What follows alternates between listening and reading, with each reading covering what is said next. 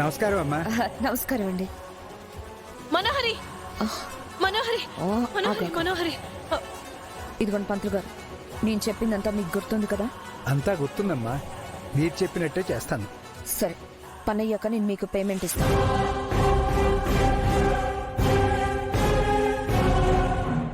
అలాగేనమ్మా.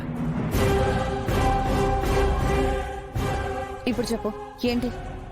ఆ ముసలోడు రాతోడు కలిసి ఈ ఫంక్షన్ అయ్యాక నిన్ను ఇంట్లో నుంచి తరిమేయాలని ప్లాన్ చేస్తున్నారు. వాళ్ళు ప్లాన్ చేయడం దగ్గరలోనే ఉన్నారు. నేను ఆల్రెడీ ప్లాన్ అమలు చేస్తున్నాను. ప్లానా? ఏంటి నీ ప్లాను? ఆ పంతులతో ఏం చేయమని చెప్పావు? కాసేపట్లో నువ్వే చూస్తావుగా. అబ్బా, టెన్షన్ పెట్టకుండా చెప్పొచ్చు కదా. నా వల్ల బాగీకి బిడ్డకి ప్రమాదమని, నన్ను ఇంట్లో నుంచి వెళ్ళగొట్టాలని వాళ్ళు అనుకుంటున్నారు. కానీ నేనే బాగీని బిడ్డని ఇంట్లో నుంచి తరిమేయబోతున్నాను.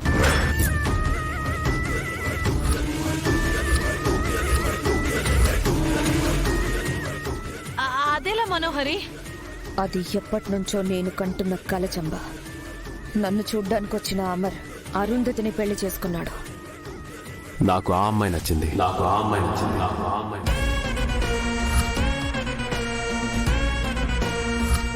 అప్పటి నుంచి నా కల మొదలైంది. స్నేహితురాలుగా ఈ ఇంట్లో అడుగు పెట్టి అరుంధతి అడ్డు తొలగించుకున్నాను. కానీ దాని స్థానంలో బాగి వచ్చింది.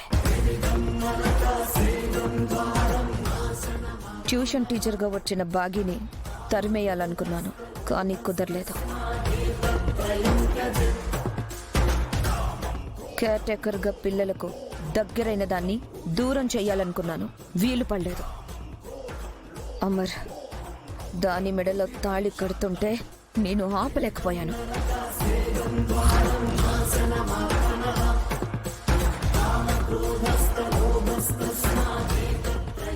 అమరేంద్రకి దాన్ని దగ్గర అవ్వకుండా చేద్దాం అనుకున్నాను, కానీ అది కూడా జరగలేదు. పూర్తి హక్కుతో మీ భార్యను చేసుకున్నారు. ఆఖరికి కడుపుతో ఉన్నదాన్ని, కడుపులోని పిండాన్ని ఇద్దరిని లేపేద్దాం అనుకున్నాను, కానీ అది కూడా జరగలేదు. నేను ఓడిపోయాను చంబా.